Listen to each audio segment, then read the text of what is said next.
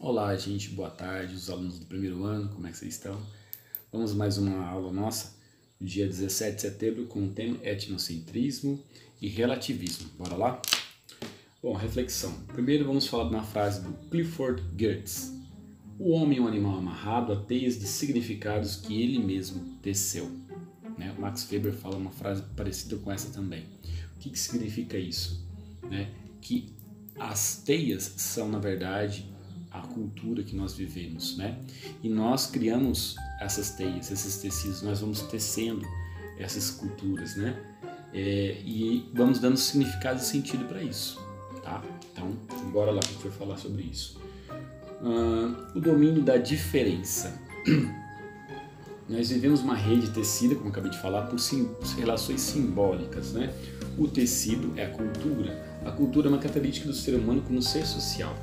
Longe de formar uma única cultura, a humanidade é feita de grandes diferenças culturais entre territórios, história, língua, arte, crenças, hábitos e comportamentos, né? Então, por meio da cultura, se estabelece uma relação entre os indivíduos e a sociedade. E é fundamental conhecer o passado, a história, né? Ou seja, a herança cultural de um povo, né? Para entender o que é essa diversidade cultural presente em todos os povos da face da Terra, né? Então não existe uma cultura universal, existem diversas culturas de várias localidades do mundo inteiro, né? Então cultura brasileira, cultura norte-americana, cultura europeia, cultura asiática, cultura dentro do Brasil, cultura nordestina, cultura sulista, do sul do país, né? Cultura nortista, do norte do país, cultura do sudeste do país. Então tem diversas culturas, né? E as diferenças são as nossas maiores riquezas, né? Chega desse negócio de dizer que todo mundo tem que ser igual ao outro ou uma cultura que se impõe à outra. Nós vamos ver agora, daqui a pouco, né? Qual o termo para isso dentro da sociologia, tá? E o ser humano produz e reproduz culturas todo momento na sociedade. A gente vive fazendo, criando, refazendo, recriando, construindo, né? Atitudes, comportamentos, hábitos para a nossa convivência diária, todos os dias, né? Da melhor maneira possível. O que é mais comum? Pensar que existe uma cultura melhor que a outra? Será que a gente é normal e natural de pensar que a cultura é melhor que a outra? Vocês concordam com isso? Aparentemente achamos que é natural pensar numa cultura melhor que as outras. Por isso foi denominados, né, os detentores, os melhores culturas ou culturas dominantes que a gente fala na sociologia. Mas é óbvio que não é natural esta concepção. É uma postura recorrente há séculos na história da humanidade, sobretudo no início do século XX, tá? Que foi imposto sobre nós. E nós acreditamos, né, pior que isso, somos rotulados pelos essas culturas dominantes por terceiro mundo, né? Países subdesenvolvidos ou países em desenvolvimento, né? Vocês aprenderam isso em geografia.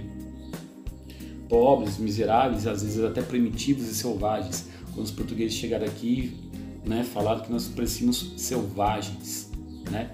Será que o povo brasileiro é selvagem? Tem gente ainda que lá fora do exterior ainda acha que nós brasileiros somos selvagens. Devemos andar só de tanga, flecha por flecha e tudo mais. Não é bem assim, né? Nós somos evoluídos também e temos uma civilização também, né? E nossos hábitos também sobre isso. E tem um nome para isso, né? Como essa atitude que a gente tem, essa postura. A gente chama de etnocentrismo. O que é a palavra etnocentrismo? É um conceito, né? Etno significa povo, cultura, né? Centrismo vem de centro, ou seja, nós podemos dizer que o etnocentrismo é a postura segundo a qual uma cultura, um povo, se avalia superior a outros povos e a outras culturas, né? Eles são melhores do que nós. Será? Todos nós somos etnocêntricos, uns um pouco, outros bem mais, né? O problema é que ele não nos permite compreender como os outros pensam. Julgo-os conforme os meus padrões. Eis o problema, né? Então, de certa forma, todo mundo tem um pouquinho de ser desse conceito do etnocentrismo. Todo mundo é um pouco etnocentrista, né? Por quê? Justamente a gente acha que a minha escola é melhor, a minha família é melhor, a minha rua é melhor, o meu time de futebol é melhor, enfim, todas as vezes que a gente tem essas atitudes, a gente tem um pouco isso. E às vezes, por exemplo, um time de futebol, eu, por exemplo, o professor Sérgio, ele é corintiano, né? Salve o Corinthians aí que é corintiano. Mas atualmente o meu time, por exemplo, está totalmente horrível, tá? Péssimo, tá horrível, então, horrível mesmo. Desse jeito vai ser até rebaixado. Olha só, eu sou corintiano falando isso, né? Quer dizer, se eu agora falar ao contrário, não, o Corinthians vai ganhar e vamos ganhar tudo. Então, não, então tem uma postura dessa, como essa daqui, etnocentrista, né? Como às vezes outras culturas dominantes têm, como o primeiro mundo, como a gente fala dos norte-americanos, né? Os europeus também, né? E a gente absorveu bastante isso dessa cultura também. Então a gente precisa rever essa cultura etnocêntrica, né? E o outro tipo de postura é do relativismo cultural, que é ao contrário do etnocentrismo, né? Ela procura relativizar a sua maneira de agir e sentir e colocar-se no lugar do outro. Será que você coloca-se no lugar do outro? Relativizar significa estabelecer uma espécie de distanciamento ou estranhamento diante de seus valores, para conseguir compreender a lógica dos valores do outro. O outro é uma riqueza, assim como eu também sou uma riqueza, né? Porque nós somos mundos diferentes, concepções diferentes, visões diferentes e culturas diferentes. Então, a gente tem que aprender a valorizar o diverso, o diferente, aquilo que é estranho para mim. E não condenar, não apontar e não criticar. A gente tem que apoiar, acolher e tentar até entender isso. Sim. Se não conseguir entender também, não tem importância, apenas aceite a diversidade cultural, né? Olha essa imagem, quantas pessoas diversas dentro da nossa cultura e do nosso mundo inteiro, né? Esse cara aqui, Claude Lévi-Strauss, esse senhor, bonitinho, ele é um dos mais importantes antropólogos do século XX. Escreveu um artigo chamado Raça e História, que ele criticava entre os pontos, né, a ideia de raça e etnocentrismo entre os povos, né? E lá nesse livro ele fala de uma metáfora, a metáfora dos três. Vamos ver? Eu vou ver se eu leio para você esse trecho, tá bom? Então está no livro dele, Raça e História. Imagine que cada cultura é um trem e nós somos os passageiros, tudo bem? Nós olhamos o mundo a partir do nosso trem, mas os trens seguem em direções opostas, em diversas velocidades.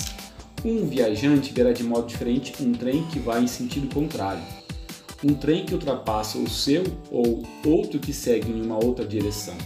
E qual trem podemos observar melhor a partir do nosso trem? Aquele que segue na mesma direção que o nosso e na mesma velocidade, ou seja, de forma paralela, né? Paralela. Se cada cultura é um trem, sabemos que as culturas não caminham todas na mesma direção. Olha que interessante. Nem na mesma velocidade. Umas caminham mais rápido, outras caminham em direções opostas. As culturas possuem maneiras diferentes de observar o mundo. Cada uma tem o seu caminho, a sua direção e a sua velocidade. Muito legal, né, que o Claude Lévi-Strauss fala sobre essa metáfora dos trens, né? Cada trem tem sua direção, cada trem tem sua velocidade, né? E aí é a nossa cultura, nosso jeito de ser. Eu diria mais até que o Lévi-Strauss, não só a cultura, mas cada indivíduo, nós mesmos indivíduos, nós seres humanos. Cada indivíduo é um vagãozinho, então, ou é um trenzinho, vamos pensar assim, né? Que pensa diferente, que vê diferente, que acha diferente, tem as suas opiniões diferentes, tá bom? Interessante isso, vale refletir isso daqui.